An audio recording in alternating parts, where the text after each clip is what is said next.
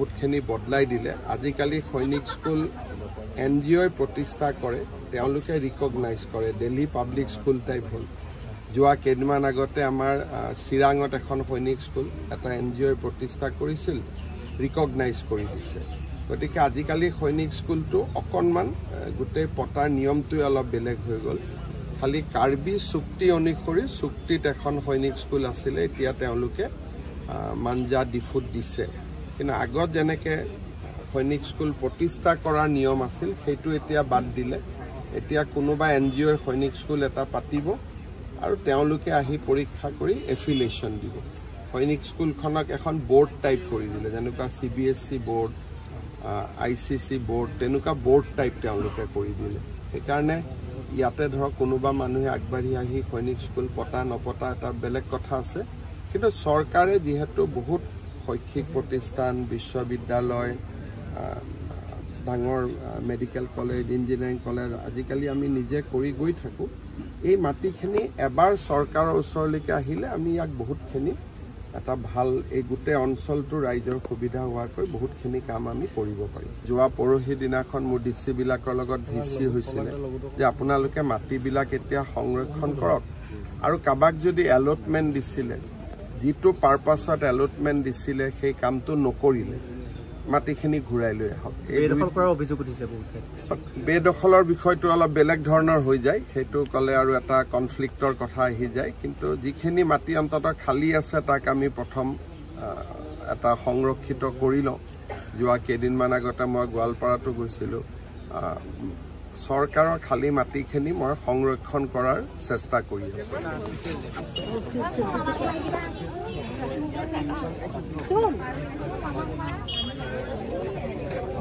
খবৰ ভাল একদম আপোনালোক সৈনিক আৱাস বিভাগে 19 ঘৰ মানুহ আছে হ'ব কিমান আছে 19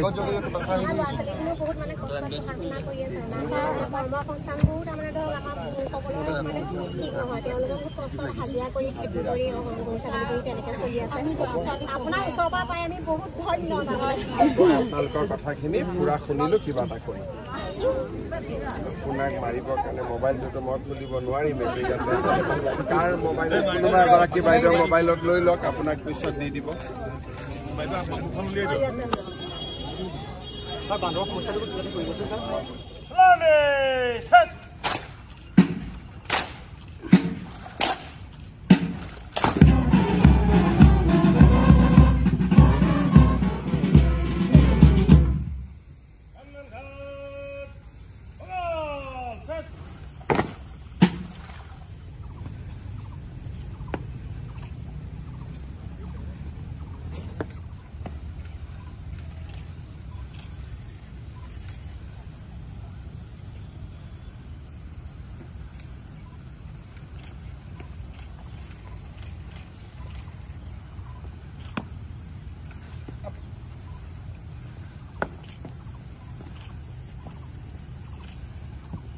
Hanman Ghat! Sergeant!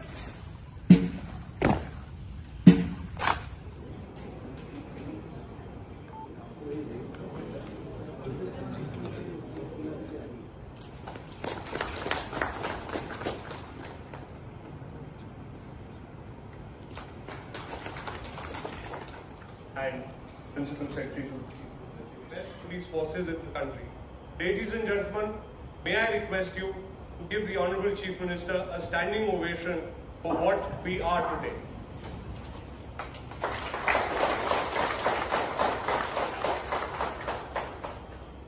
Honorable Minister Sri Rupesh Gwala, and is more than 7 years because this is another mandate of new criminal laws. We need to strengthen our citizen-centric reforms. 2024 we conducted Lok Sabha election, and post Lok Sabha election we have 3 new criminal laws. We can achieve various milestones under BNSS and other 2 criminal laws. we can work more on electronic evidence, digital process, and police responsibility should not end with the filing of charge sheet. With a new director of prosecution and a set of prosecution officers which should be appointed soon, our responsibility will also be to secure convictions. Require more fast-track trial. We must approach Deputy Commissioner to appoint special PP. In the three new criminal laws, police has been given in certain sector more power.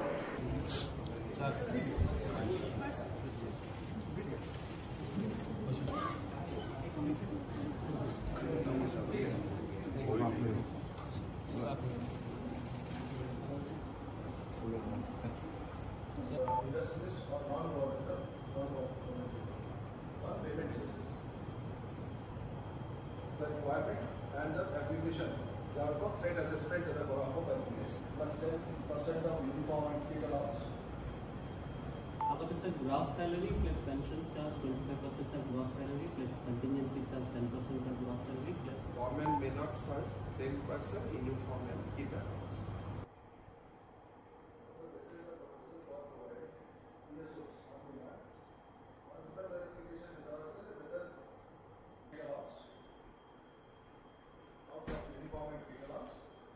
Total revenue gross out, including the GST of 8.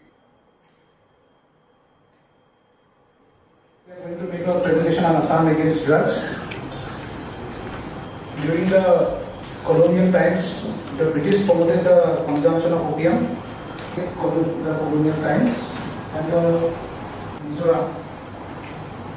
the EAOs, and the funds so gathered the production of the narcotics drugs. Whatever, any sort of illegal activity that is from Aligarh to Kaziranga, they have made their way through Koliaborh, Tezpur. আমি প্ৰতি বছৰে অসমৰ জিলা আয়ুক্তসকল আৰু SP সকলক আমি সুকীয়াকৈ একোখন কনফাৰেন্সত লগ পাওঁ আৰু সেই কনফাৰেন্সখনতেই বহুবোৰ কথা আমি আলোচনা কৰোঁ। আজি আমি দেৰগাঁৱৰ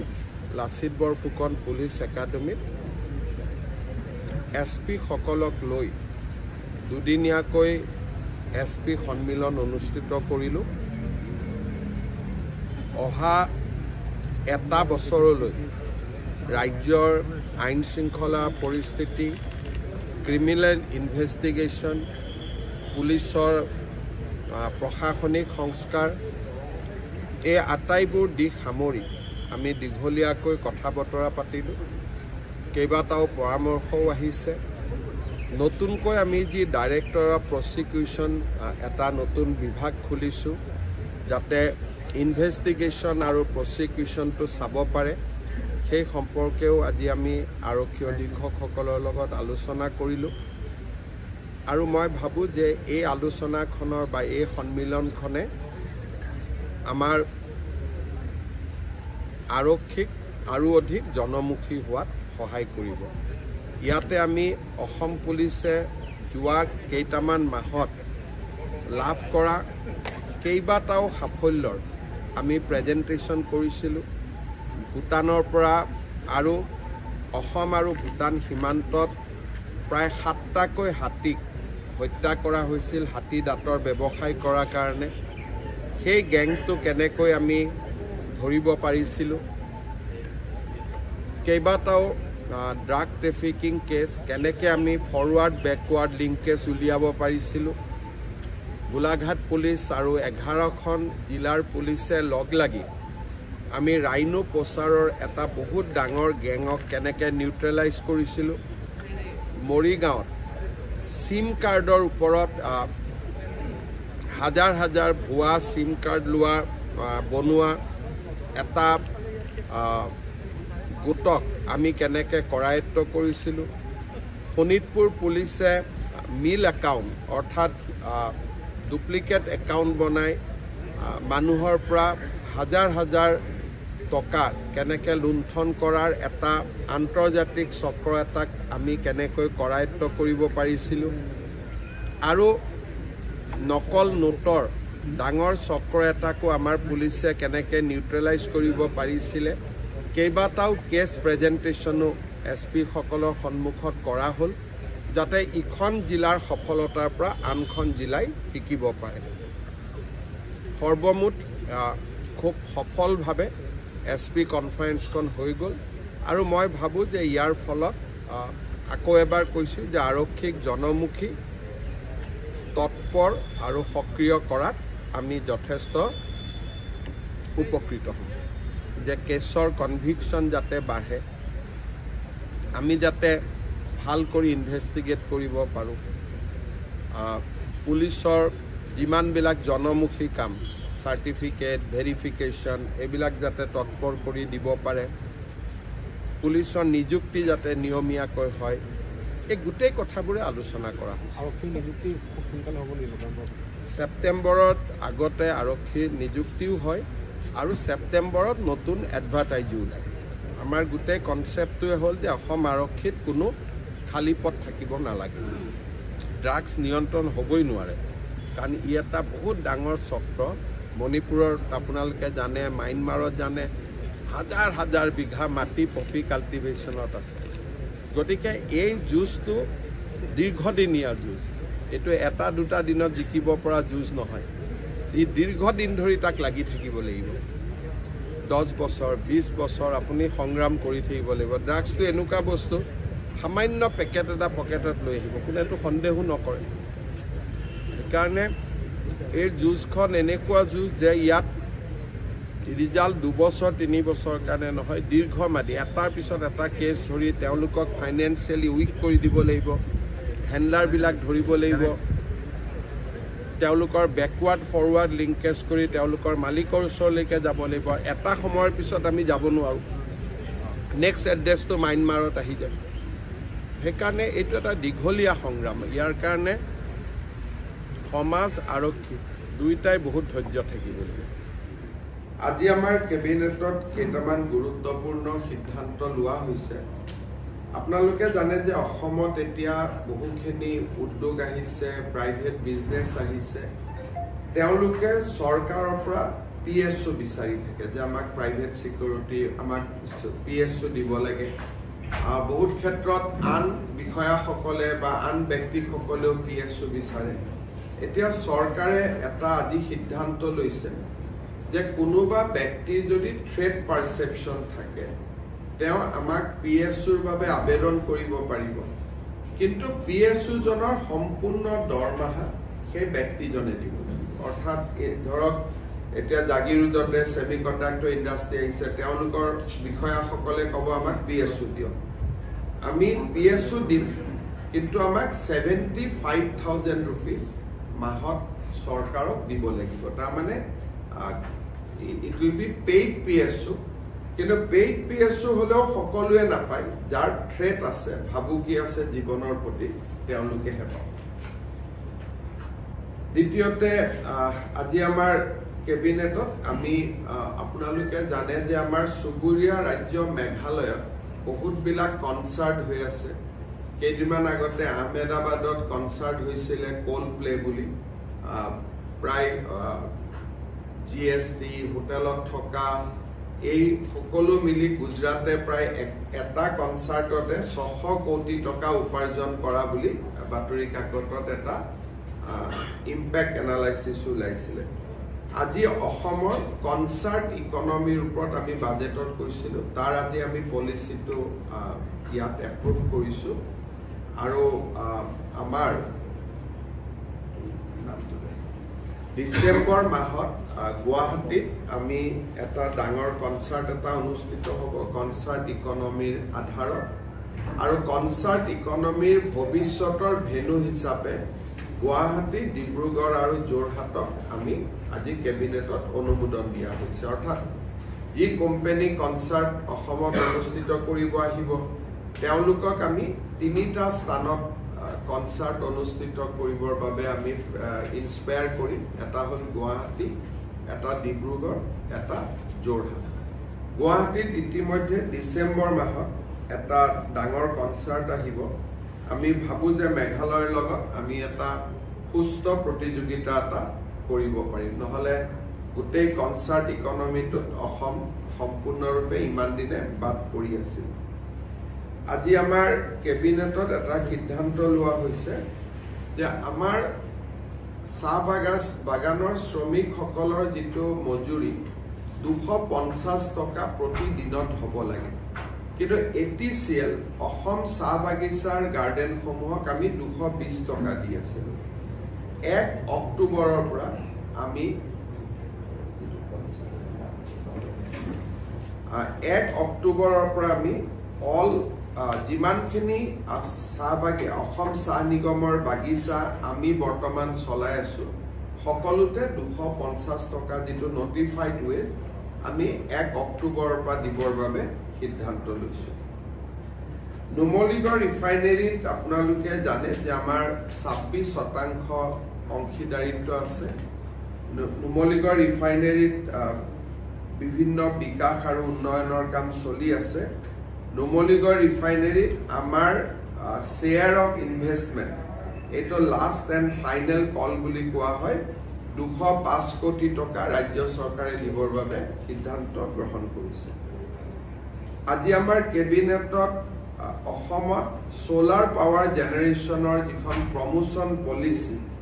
সেই প্ৰমোশন পলিচিখনো আজি কেবিনেটে এপ্ৰুভ কৰিছে আপোনালোকে জানে এটা 1985 চনতে কাজিৰঙা হস্ত যেটো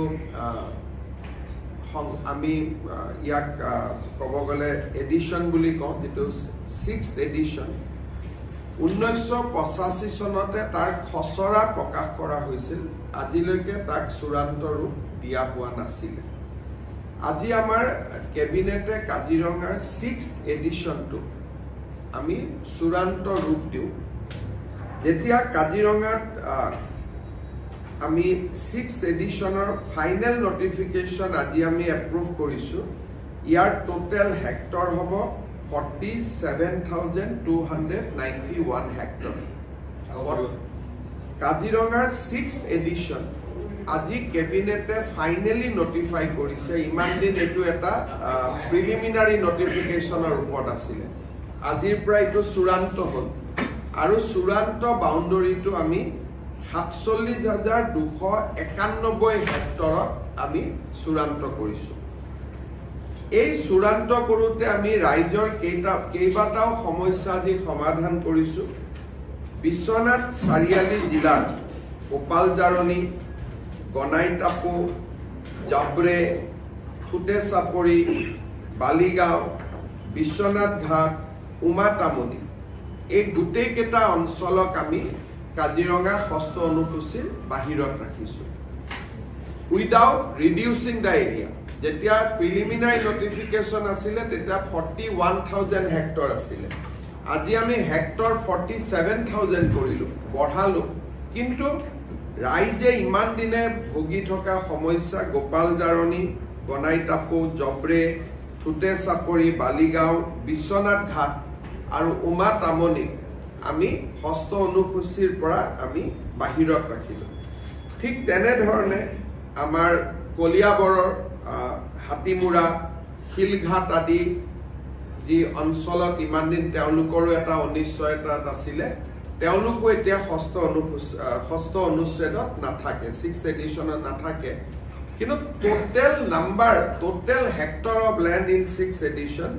এটো 6,000 হেক্টৰ প্ৰিলিমিনাৰী নটিফিকেশনতকো বাঢ়িছে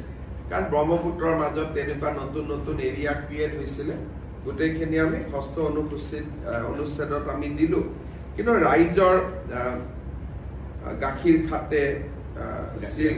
গাখীৰ খাতি সিলঘাট হাতিমুৰা এই গোটেই ৰাইজৰ এটা সমস্যা আজি বিডুবি এই গোটেই বিলাক ৰাইজৰ সমস্যাও আজি সমাধান হ'ল আজি আমাৰ কেবিনেটে লাচিত বৰফুকন একাডেমি অৰ্থাৎ দেৰগাঁৱৰ পুলিচ একাডেমি ফেজ 2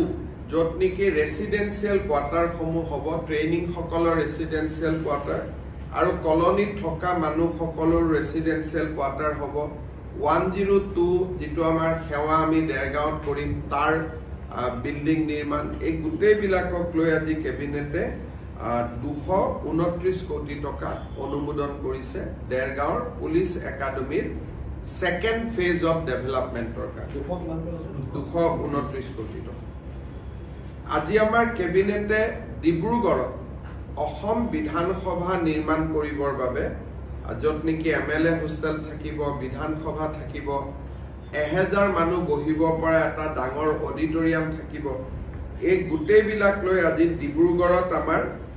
নতুনকৈ বিধানসভাৰ ভৱন নিৰ্মাণৰ বাবে কেবিনেটে 284 কোটি টকা অনুমোদন জনাইছে ডিব্ৰুগড়ৰ বাবে আৰু এটা সুখবৰ ডিব্ৰুগড়ত যিখন খনিকৰ ষ্টেডিয়াম আছিল তাক ইনিশিয়ালি 5000 মানুহে বহি চাব পৰা এখন ষ্টেডিয়াম নিৰ্মাণৰ কল্পনা কৰা হৈছিল মই তাত কেইবাবাৰো গৈছিলো আৰু যাওঁতে আমি সিদ্ধান্ত লৈছিলো যে অসমৰ সৰ্ববৃহৎ ষ্টেডিয়ামখন আমি ডিব্ৰুগড়ত বনাম আজি কেবিনেটে 209 কোটি টকা অনুমোদন কৰিছে 35000 মানুহে খনিকৰ ষ্টেডিয়ামত একেলগে বহি খেল চাব পাৰিব আৰু গুৱাহাটীৰ সৰুসজাই ষ্টেডিয়ামতকৈ এইখন 10000 সিটিং কেপাচিটিত বেছি হ'ব অসমৰ আটাইতকৈ ডাঙৰ ষ্টেডিয়ামখন ডিব্ৰুগড়ৰ বাবে এতিয়া নিৰ্মাণ হ'ব খনিকৰত য'ত 5000 মানুহ বহিব পৰা কল্পনা আছিল আজি কেবিনেটে 35000 মানুহ বহিব পৰা প্ৰজেক্ট এটা অনুমোদন কৰিছে 209 কোটি টকা এক্সট্ৰা আমি ইয়াত ব্যয় কৰিম আৰু ইভেন্টুৱেলি এইখনে ডিব্ৰুগড়ৰ খনিকৰ ষ্টেডিয়ামখনে অসমৰ আটাইতকৈ ডাঙৰ ষ্টেডিয়ামলৈ ৰূপান্তৰ হ'ব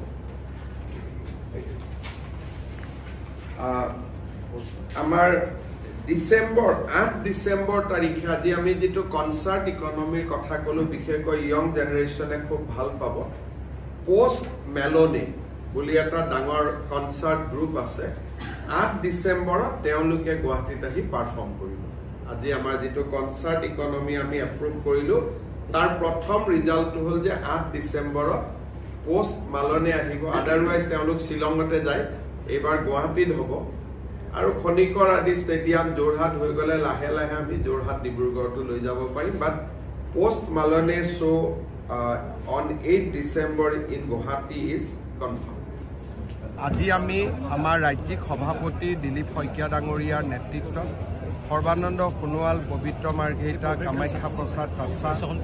হৰিশ দ্বিবেদী ৰবীন্দ্ৰ ৰাজু আমাৰ নেতাসকলৰ উপস্থিতিত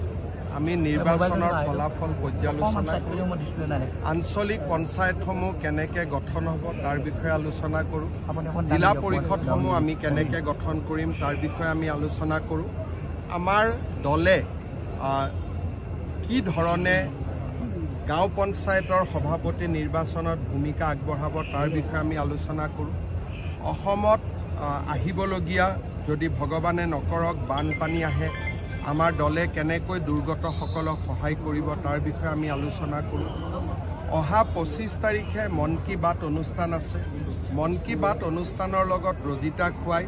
আমি 25000তকৈ অধিক বুথত তিৰংগা যাত্ৰা উলিয়াম তিৰংগা যাত্ৰাৰ ওপৰত আমি আলোচনা কৰোঁ এই ধৰণে আজি গোটেই দিনটো আমি আমাৰ দলৰ বিধায়ক জিলা সভাপতি প্ৰভাৰী সহপ্ৰভাৰী মন্ত্ৰী সংসদ বিধায়কসকলৰ লগত আলোচনা কৰোঁ আৰু স্বাভাৱিকভাৱে যোৰহাটত সভা হৈছে যোৰহাট সমষ্টিৰ ৰাইজে এই নিৰ্বাচনত ভাৰতীয় জনতা পাৰ্টিক যি বিপুলভাৱে বিজয়ী কৰিলে তাৰ বাবে যোৰহাট শিৱসাগৰ চৰাইদেউ মাজুলী ৰাইজকো আমি ধন্যবাদ জনাই প্ৰস্তাৱ প্ৰকাশ কৰোঁ প্ৰথম আমি অহংকাৰী হ'ব নালাগিব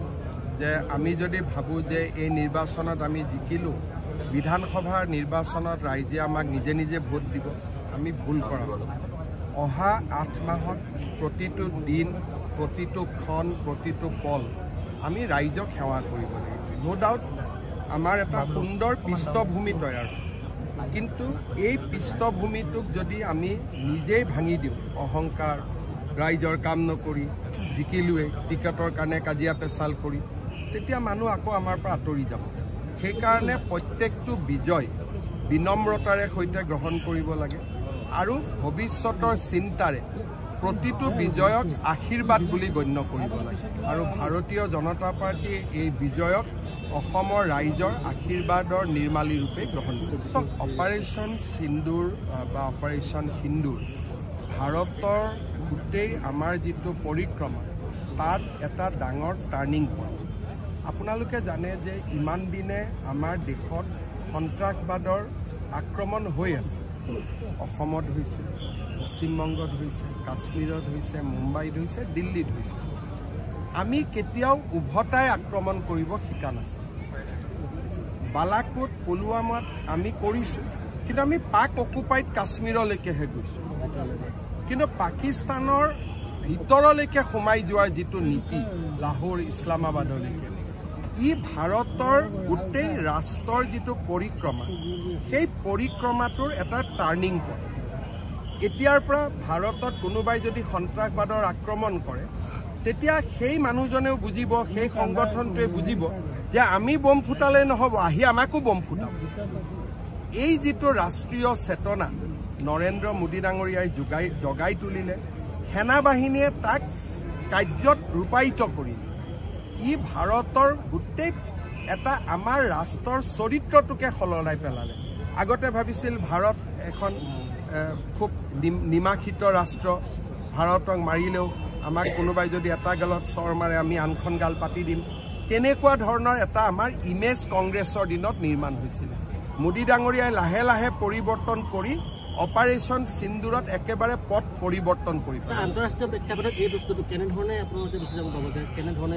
আন্তঃৰাষ্ট্ৰীয় প্ৰেক্ষাপটত মই এটাই জানো, ইয়াৰ পিছত আৰু ভাৰতত কোনেও সন্ত্ৰাসবাদ চলাবলৈ সাহস নকৰে। বাংলাদেশক লৈ আমি চিন্তিত যে সন্ত্ৰাসবাদ আকৌ হ'ব পাৰে বুলি, কিন্তু বৰ্তমান আমাৰ যিটো ৰাষ্ট্ৰৰ যিটো স্থিতি যে তাৰ পৰা যদি সন্ত্ৰাসবাদ আহে ঘটনা তাতো ঘটিব। সেইকাৰণে মই ভাবোঁ যে আমি মোদীজীৰ এই নীতিৰ কাৰণে আমি বহুত পৰিমাণে নিৰাপদ। আপুনি আগতে আহি পাই গ'ল, মই ভাবিছিলোঁ আহিব। प्लॉट एरिया है 334 29 is under the तो आउट ऑफ 334 बीघा हमारा हाथ में कितने होगा? -29 अगर 30 भी राउंड फिगर करते हैं तो बहुत 300 तो दिस इज ऑल लैंडस्केपिंग। इसमें कोई बिल्डिंग नहीं है, तो अगर हो गया तो पूरा ही कर देंगे, अदरवाइज यहाँ तक तो डेफिनेटली चाहिए। ये सर वो अपना ओपन जेल का बाउंड्री है, ये वाला बाउंड्री है, वो परमिशन मिल गया है तो अंदर काम चालू सेपरेटली काम चालू हो गया है। और यहाँ पे वो कॉलम्स है 25 जो कॉलम्स है, आसाम के नाम आ गए हैं तो वो तो हम अपना इंस्क्राइब कर रहे हैं ग्रेनाइट में। बाकी स्टेट का जैसे जैसे आता चला जाता है हम इसको कर लेंगे। इसके साथ सर एक फीचर हमने वाटर बॉडी क्रिएट किया है so that looks and it's closer to the entrance so that it becomes a focal point the moment people enter है। ये हमारा एक ओपन एयर थिएटर है जिसका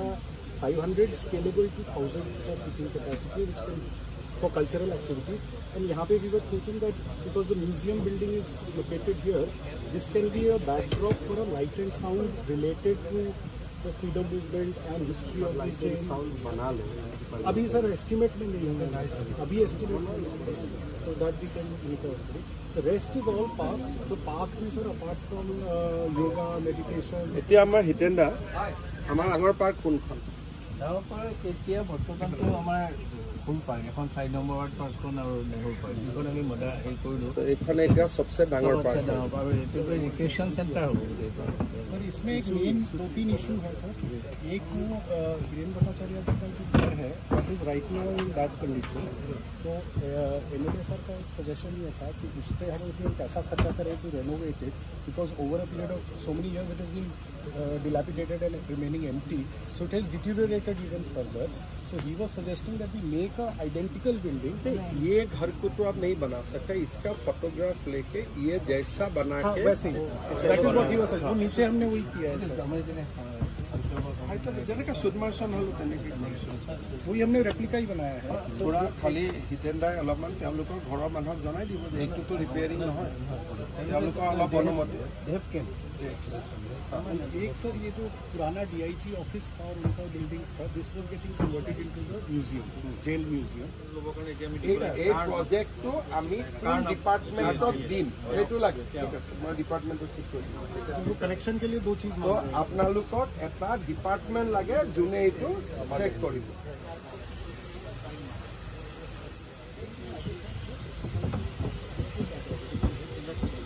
DIG ऑफिस और ओपन जेल का सारा इंफ्रास्ट्रक्चर ये भी हैंडओवर के साथ ही हो जाएगा सब नहीं ये सब नया बन रहा है ये तो DIG আমি অফিস কৰি দিম আপোনালোকে জানে যে যোৰহাটত আমি যোৰহাট জেলখনৰ যেটো ঐতিহ্য বা ইতিহাস তাক সামৰি আমি ইয়াত এখন ফ্ৰীডম মুভমেণ্ট পাৰ্ক এখন নিৰ্মাণ কৰাৰ কামত লাগি আছিলোঁ লাহে লাহে কামটো আগবাঢ়ি গৈছে আৰু মই ভাবোঁ যে অহা বছৰ ফেব্ৰুৱাৰী মাহত আমি ইয়াক উদ্বোধন কৰিব পৰা পৰিৱেশ এটালৈকে আহিব और हिरोडा जिखन তেখেতৰ ঘৰটো যথেষ্ট এতিয়া উৱলি গৈছে এই ঘৰটোৰ যেটো আকৃতি আৰু অলপমান ট্ৰেডিশ্যনেল ৰূপ দি আমি এটা ঘৰ তাতে বনাই তেখেতৰ এটা স্মৃতি সংৰক্ষণৰ তেখেতৰ বিভিন্ন ৰচনাৱলী বা তেখেতৰ ফটোগ্ৰাফ সেইটো এটা এক প্ৰকাৰ হীৰেন ভট্টাচাৰ্যৰ জীৱনৰ এটা সংগ্ৰহালয়লৈ ৰূপান্তৰ হ'ব আৰু এইটো স্কিমতে আমি সেই কামটো কৰি আছোঁ মানে অহা যোৱা কৰাৰ সময় চক্ৰৱৰ্তী চক্ৰৱৰ্তী ৰাজ চক্ৰৱৰ্তী